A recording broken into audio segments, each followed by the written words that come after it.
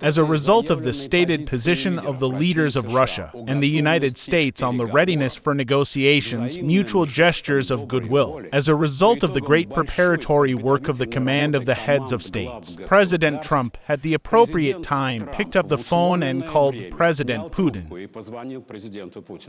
This week, the most discussed political news in the world was the telephone conversation of the Russian president and his American colleague Donald Trump, who the Western media have already called the great victory of Putin.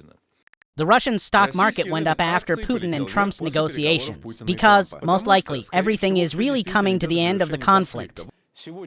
Today we will analyze in detail what happened, but it is important to note that, unlike Trump, Putin himself is not in a hurry to comment on their first personal contact after re-election.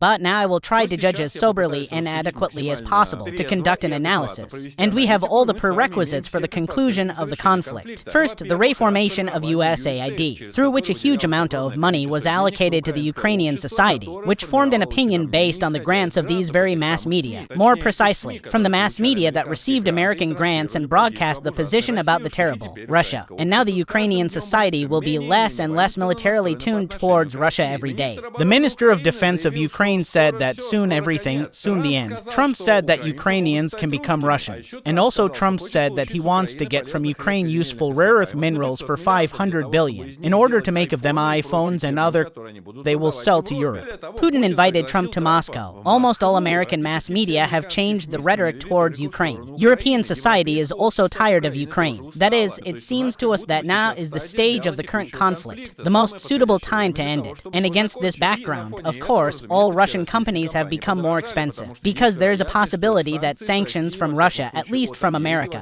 at least the most basic ones, will be lifted. On the subject of all this, the dollar is already 90 rubles, and this is just awesome. It will fall even lower. I hope that sooner or later it will return to the 60 mark. How is this so? It turns out that Trump betrayed the entire civilized community. It turns out that Putin gets absolutely everything he wanted at the beginning of the war. This is Putin and Trump's world. These are the headlines of the world media now. 1, 2, 3. Everyone says that this is now the world of Putin and Trump. They will meet in Saudi Arabia. Vladimir Putin and Donald Trump instructed their assistants to prepare positions for future negotiations. As a result, Putin seemed to have agreed to a meeting in Saudi Arabia. Negotiations are being prepared. I don't know if Trump's plan is real or not. It has already leaked to the network. But judging by how quickly all this is happening now, at what rapid paces, it seems like this is Trump's real plan. The reality now is that we do not have enough ability to stop the advance of the Russians, nor to begin to squeeze them out of the territory of Ukraine. In general, friends, positive news, you can prepare for the end of the conflict. Peaceful time is coming soon, guys, and sanctions will be removed.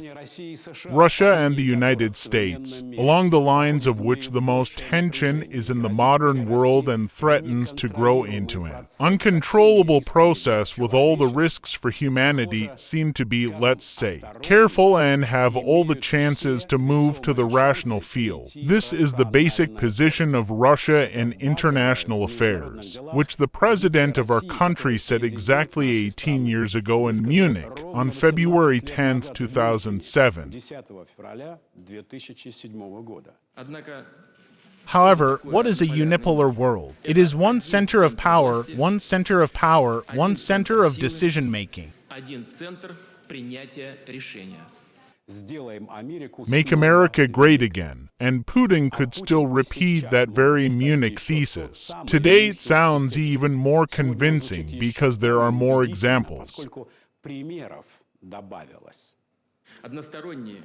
One-sided, illegitimate, frequent actions have not solved a single problem. Moreover, they have become the generator of new human tragedies and points of tension. The president of Russia also supported one of the main theses of the head of the American state, that the time has come for our countries to work together. We talked about the strong sides of our nations and the great benefit that we will ever get from joint work. President Putin even used my powerful pre-election motto about common sense. We both very firmly believe in it. We agreed to work together very closely, including mutual visits.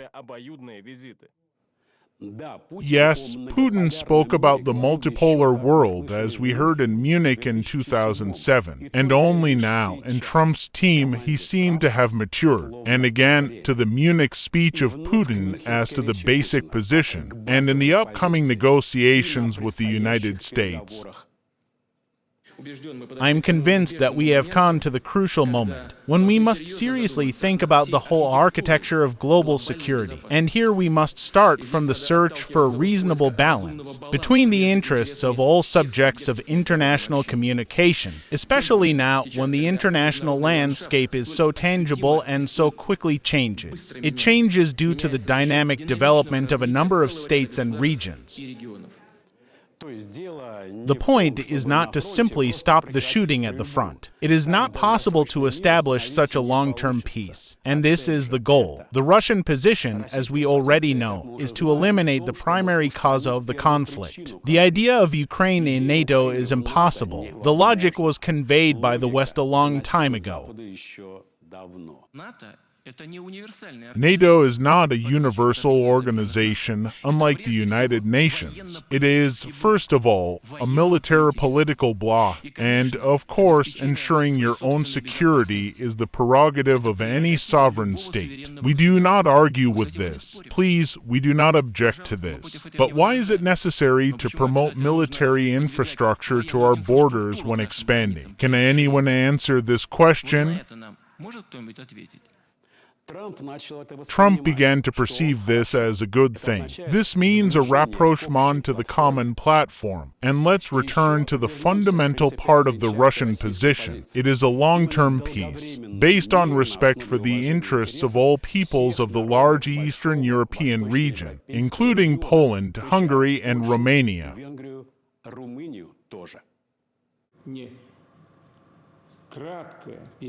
Not a brief truce, not a break to regroup forces and rearm with the aim of a subsequent continuation of the conflict, but a long-term peace based on respect for the legal interests of all peoples who live in this region. Of course, we will fight for the interests of Russia, for the interests of the Russian people. This, in fact, is the goal and the meaning of conducting a special military operation.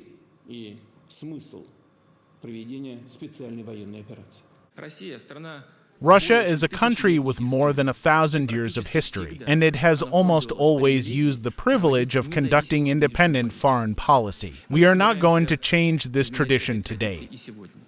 The first conversation between the leaders of Russia and the United States in the new era became a political earthquake, or rather a devastating tsunami for the European allies of America. They expected that their relations would get worse, but not so much. Ursula von der Leyen was asked for some reason if Europe would be at the negotiating table. What negotiations? Putin and Trump. The others have not yet agreed. Ursula is frustrated that now Europe is in the spotlight. It's the same as asking the third person if he will have lunch with the first two, and he will answer, of course, because we have principles. But let me ask you, if you have principles, but there is no invitation, how will you have lunch with the first two? You can't demand to be put behind the negotiating table. You have to deserve it with the help of good leadership and smart diplomacy. Brussels' position is to support the murder as much as it is morally and politically unacceptable. The main topic was the situation in Ukraine and its long-term settlement. Putin and Trump agreed to continue contact, including organizing a personal meeting. Preparations for negotiations between the presidents of Russia and the United States have already begun. Putin and Trump will make a normal agreement because they are normal guys, they are cool. In general, it is not necessary to initially give in to some overly optimistic mood. But everyone is so tired of the war. Everyone is so tired of these sanctions and Nazism towards the Russians from the European side, that everyone dreams that the war will end as soon as possible.